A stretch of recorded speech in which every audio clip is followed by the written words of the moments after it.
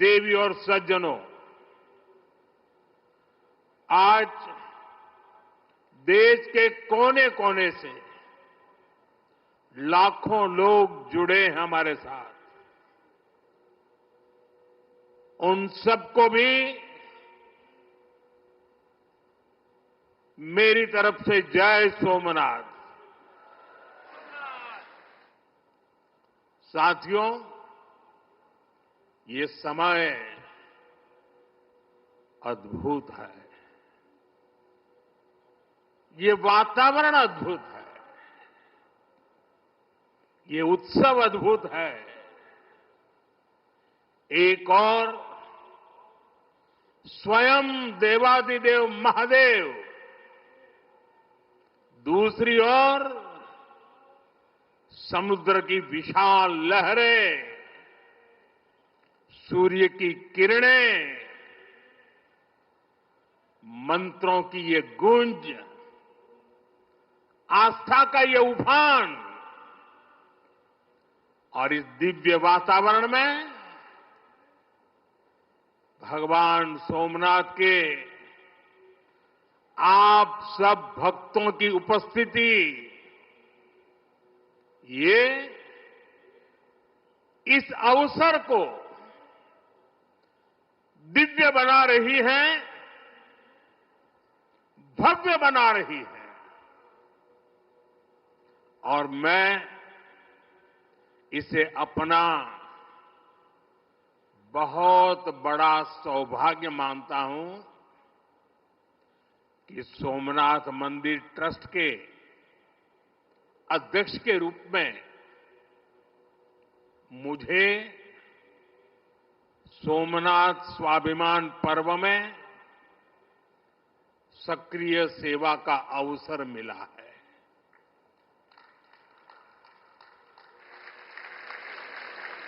ये पीछे से कुछ और आवाज चल रही है भाई, इसे बंद किया जाए।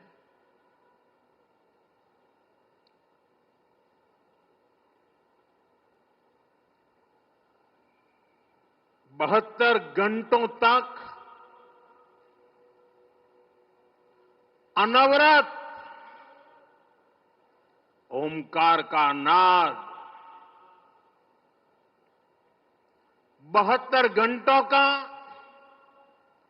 अनवरत मंत्रोच्चार। और मैंने देखा कल शाम को 1000 ड्रोन्स द्वारा वैदिक गुरुकुलों के 1000 विद्यार्थियों की उपस्थिति, सोमनाथ के 1000 वर्षों की गाथा का प्रदर्शन, और आज 108 अश्वों के साथ मंदिर तक शौर्य यात्रा, मंत्रों और भजनों की अद्भुत प्रस्तुति, सब कुछ मंत्र मुग्ध कर देने वाला है। इस अनुभूति को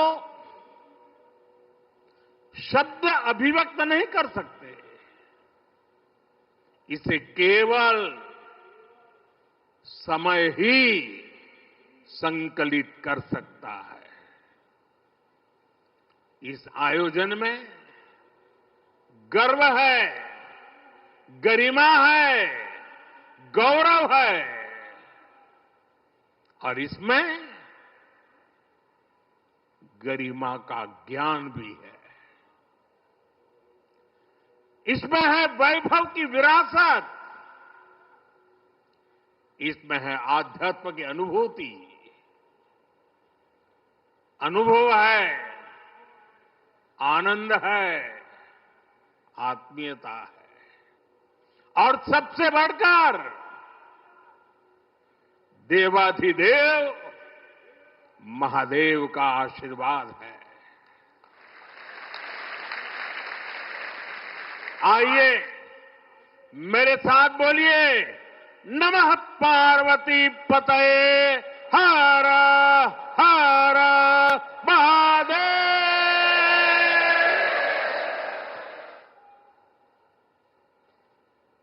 साथियों, आज जब मैं आपसे बात कर रहा हूं तो मन में बार बार ये प्रश्न आ रहा है कि ठीक 1000 साल पहले ठीक इसी जगह पर जहां आप बैठे हैं,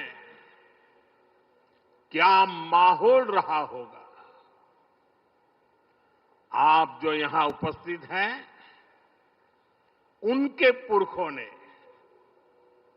आपके पुरखों ने, हमारे पुरखों ने जान की बाजी लगा दी थी।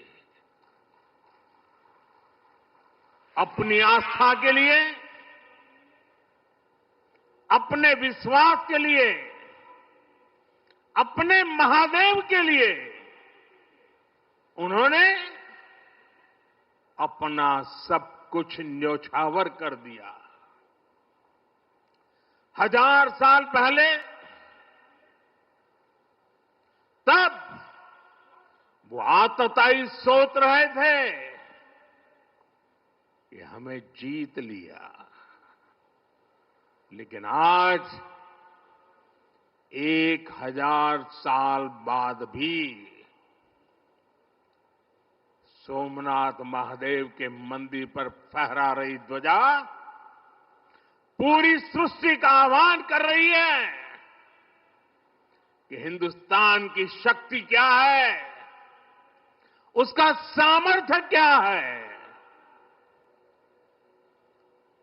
प्रभास पाटन तीर की इस मिट्टी का कण कण शौर्य, पराक्रम और वीरता का साक्षी है।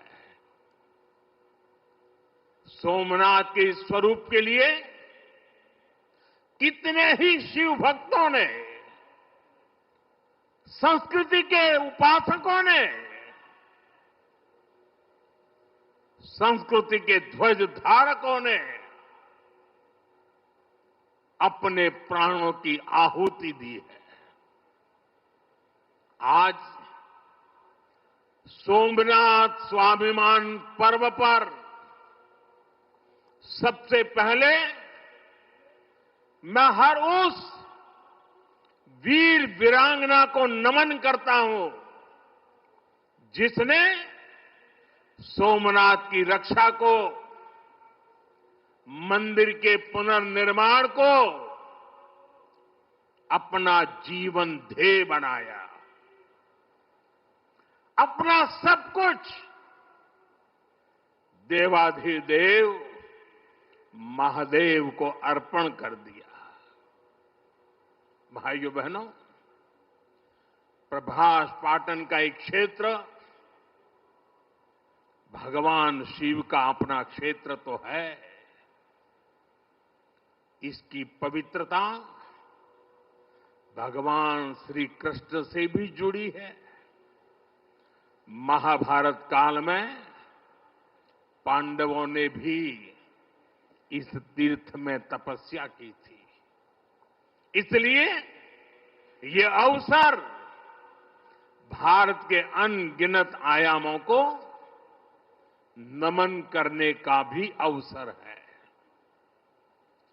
ये भी एक सुखद संयोग है कि आज जब सोमनाथ मंदिर के इस स्वाभिमान यात्रा के 1000 साल पूरे हो रहे हैं, तो साथ ही 1951 में हुए इसके पुनर्निर्माण के 75 साल भी पूरे हो रहे हैं।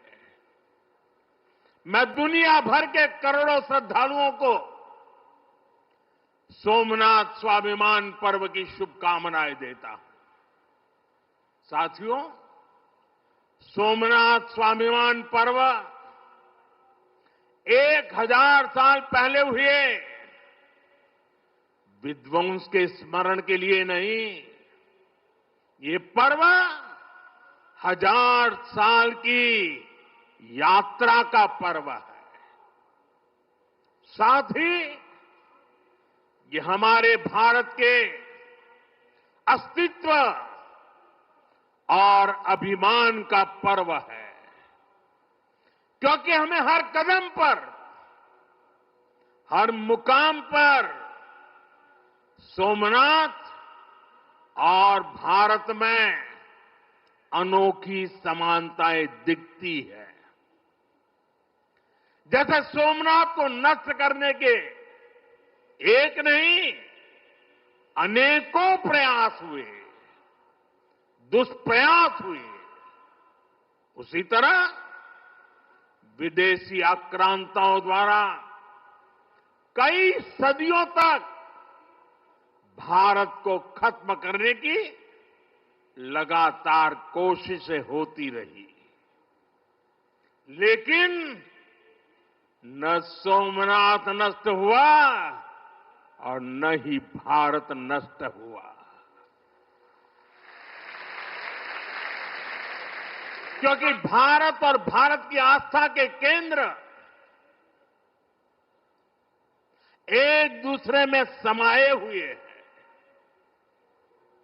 साथियों, आप उस इतिहास के बारे में कल्पना करिए।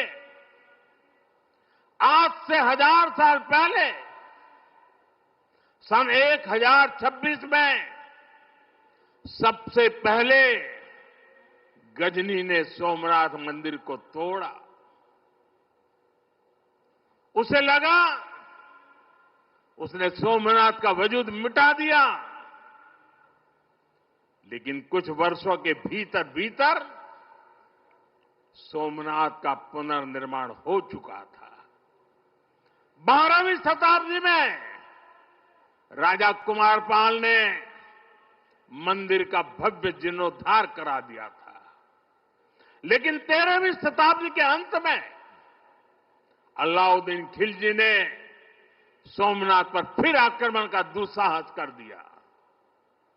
कहते हैं जालोर के रावल ने खिमजी सेनाओं से जमकर लोहा लिया। इसके बाद 14वीं शताब्दी की शुरुआत में जूनागढ़ के राजा द्वारा फिर से सोमनाथ की प्रतिष्ठा संपन्न कर दी गई। 14वीं शताब्दी के आखिरी वर्षों में मुजफ्फर खान ने सोमनाथ पर फिर हमला किया। वो हमला भी नाकाम रहा। 15वीं शताब्दी में सुल्तान अहमद शाह ने सोमनाथ मंदिर को दूषित करने की कोशिश की और इसी शताब्दी में उसके पोते सुल्तान महमूद बेगड़ा ने सोमनाथ पर आक्रमण कर मंदिर को मस्जिद बनाने की कोशिश की, लेकिन महादेव के भक्तों के प्रयासों से मंदिर पुनः जीवंत हो उठा। 17वीं 18वीं शताब्दी में औरंगजेब का दौर आया। उसने सोमनाथ मंदिर को अपवित्र किया, सोमनाथ को फिर मस्जिद बनाने की कोशिश की। उसके बाद भी अहल्याबाई होलकर ने नए मंदिर की स्थापना कर सोमनाथ को एक बार फिर साकार कर दिया। यानी सोमनाथ का इतिहास विनाश और पराजय का इतिहास नहीं है। ये इतिहास विजय और पुनर्निर्माण का है, हमारे पूर्वजों के पराक्रम का है, हमारे पूर्वजों के त्याग और बलिदान का है। आतताई आते रहे, मजहबी आतंक के नए नए आक्रमण होते रहे, लेकिन हर युग में सोमनाथ पुनः पुनः स्थापित होता रहा। इतनी सदियों तक का संघर्ष, इतना लंबा प्रतिकार, इतना महान धैर्य, सृजन और पुनर्निर्माण का ऐसा जीवन, ये सामर्थ्य अपनी संस्कृति में ऐसा विश्वास और ऐसी आस्था दुनिया के इतिहास में ऐसा उदाहरण मिलना मुश्किल है।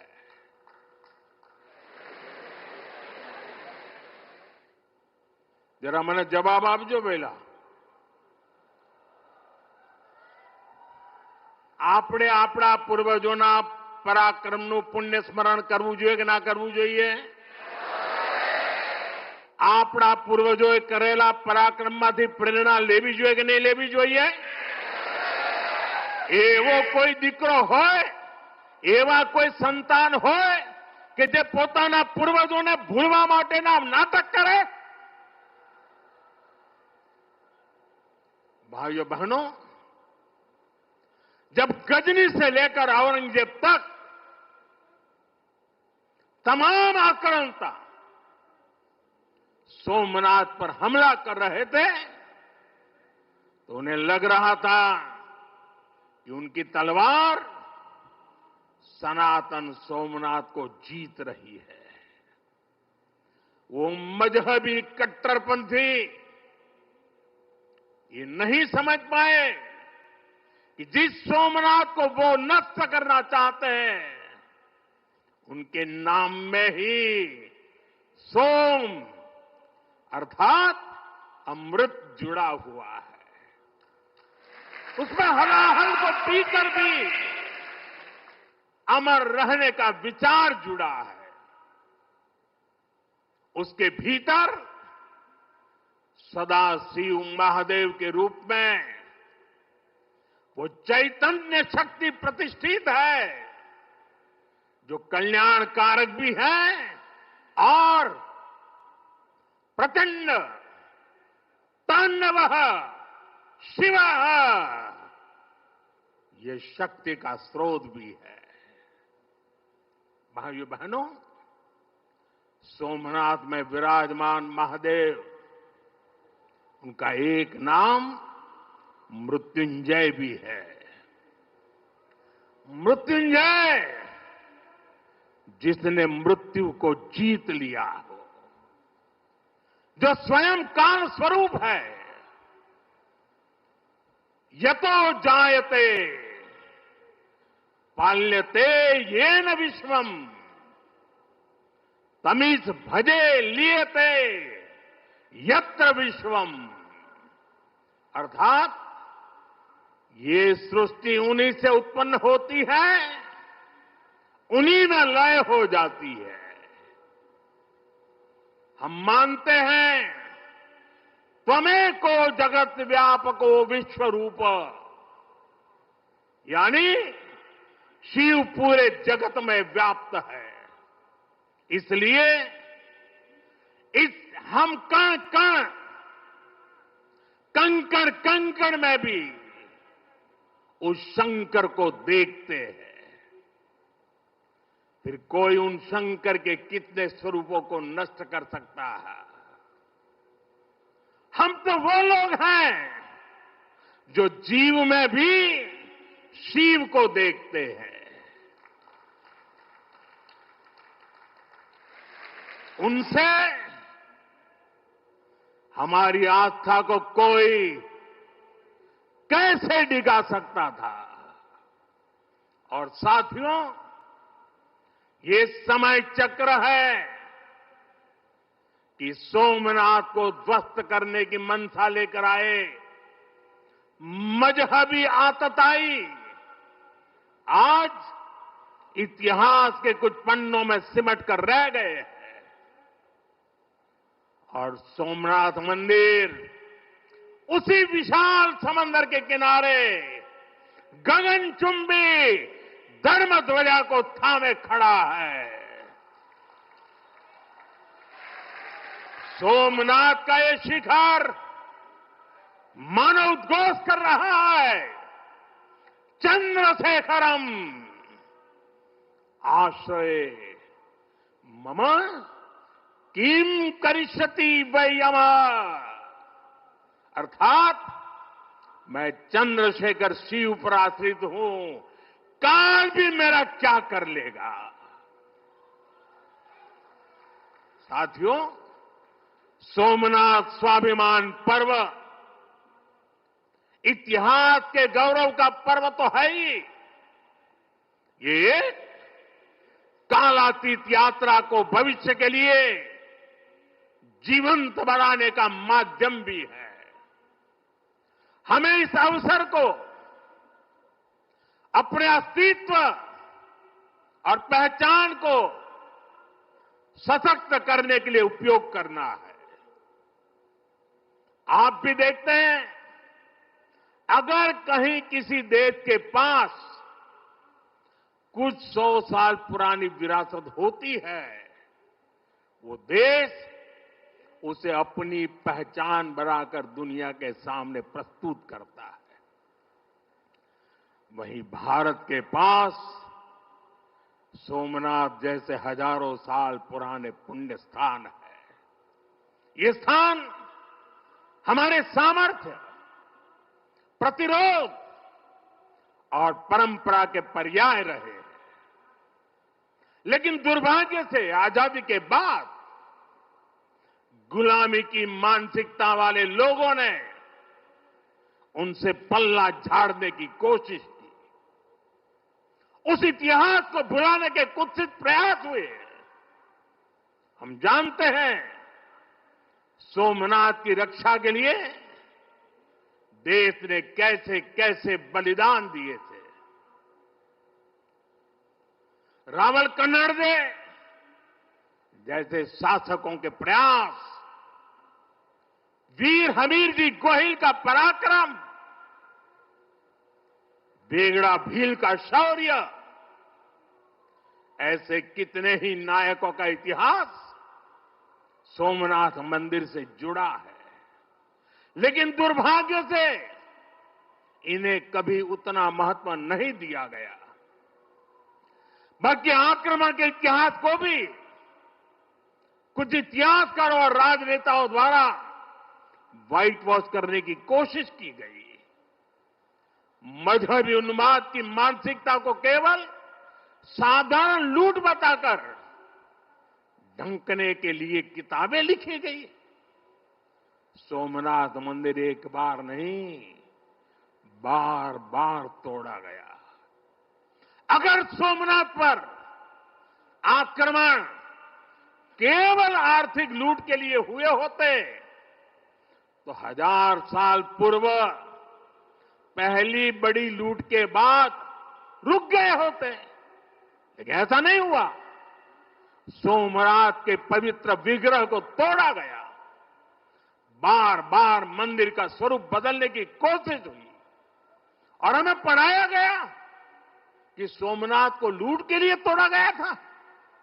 नफरत, अत्याचार और आतंक का असली क्रूर इतिहास हमसे छिपाया गया।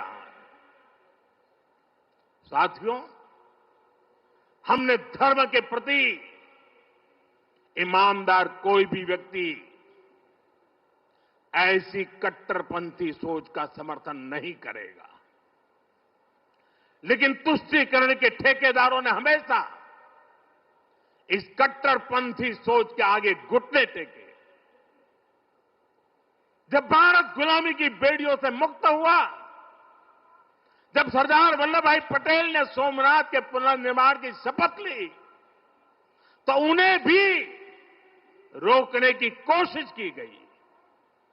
1951 में तत्कालीन राष्ट्रपति डॉक्टर राजेंद्र प्रसाद के यहां आने पर भी आपत्ति जताई गई। उस समय सौराष्ट्र के सर्वाधिक मशहूर हमारे जाम साहब महाराजा दिग्विजय सिंह जी आगे आए थे। भूमि अधिग्रहण से लेकर सुरक्षा व्यवस्था तक उन्होंने राष्ट्रीय गौरव को सबसे ऊपर रखा था। उस दौर में सोमनाथ मंदिर के लिए जाम साहब ने 1 लाख रुपए का दान दिया था और उन्होंने ट्रस्ट के प्रथम अध्यक्ष के रूप में बड़ी जिम्मेदारी निभाई। भाइयों बहनों, दुर्भाग्य से आज भी हमारे देश में वो ताकतें मौजूद है, पूरी तरह सक्रिय है, जिन्होंने सोमनाथ पुनर्निर्माण का विरोध किया। आज तलवारों की जगह दूसरे कुत्सित तरीकों से भारत के खिलाफ षड्यंत्र हो रहे हैं और इसलिए हमें ज्यादा सावधान रहना है।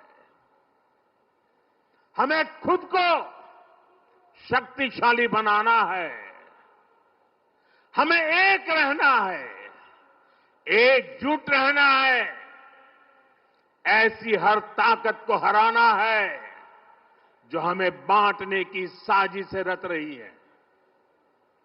साथियों, जब हम अपनी आस्था से जुड़े रहते हैं, अपनी जड़ों से जुड़े रहते हैं, पूरे स्वाभिमान के साथ अपनी विरासत का संरक्षण करते हैं, अपनी विरासत के प्रति सजग रहते हैं, तो हमारी सभ्यता की जड़ें भी मजबूत होती हैं। और इसलिए पिछले 1000 वर्षों की यात्रा हमें अगले 1000 वर्षों के लिए तैयार रहने की प्रेरणा देती है। साथियों, राम मंदिर प्राण प्रतिष्ठा के ऐतिहासिक अवसर पर मैंने भारत के लिए 1000 साल का विराट स्वप्न सामने रखा था। मैंने देव से देश के विजन के साथ आगे बढ़ने की बात कही थी। आज देश का सांस्कृतिक पुनर्जागरण करोड़ों देशवासियों में नया विश्वास भर रहा है। आज हर देशवासी के मन में विकसित भारत को लेकर एक भरोसा है। आज 140 करोड़ भारतीय भविष्य के लक्ष्यों को लेकर संकल्पित है। भारत अपने गौरव को नई बुलंदी देगा। हम गरीबी के खिलाफ अपनी लड़ाई में जीतेंगे। हम विकास की नई ऊंचाइयों को छुएंगे। पहले दुनिया की तीसरी बड़ी अर्थव्यवस्था बनने का लक्ष्य, फिर उसके आगे का सफर, देश अब इसके लिए तैयार हो चुका है और सोमनाथ मंदिर की ऊर्जा हमारे इन संकल्पों को आशीर्वाद दे रही है। साथियों, आज का भारत विरासत से विकास की प्रेरणा लेकर आगे बढ़ रहा है। सोमनाथ में भी विकास भी विरासत भी, ये भावना निरंतर साकार हो रही है। आज एक और सोमनाथ मंदिर का सांस्कृतिक विस्तार, सोमनाथ संस्कृत यूनिवर्सिटी की स्थापना, माधवपुर मेले की लोकप्रियता और उसके रंग, इनसे हमारी विरासत मजबूत हो रही है। गिर लायन के संरक्षण से इस क्षेत्र का प्राकृतिक आकर्षण बढ़ रहा है, तो वहीं प्रभास पाटन क्षेत्र के विकास के नए आयाम भी गढ़े जा रहे हैं। केशोद एयरपोर्ट का विस्तार किया जा रहा है। इससे देश विदेश से श्रद्धालु सीधे सोमनाथ तक पहुंच सकेंगे। अहमदाबाद से वेरावल वंदे भारत ट्रेन की शुरुआत से तीर्थयात्रियों और पर्यटकों का समय कम हुआ है। इस क्षेत्र में यात्रा धाम सर्किट का विकास भी किया जा रहा है।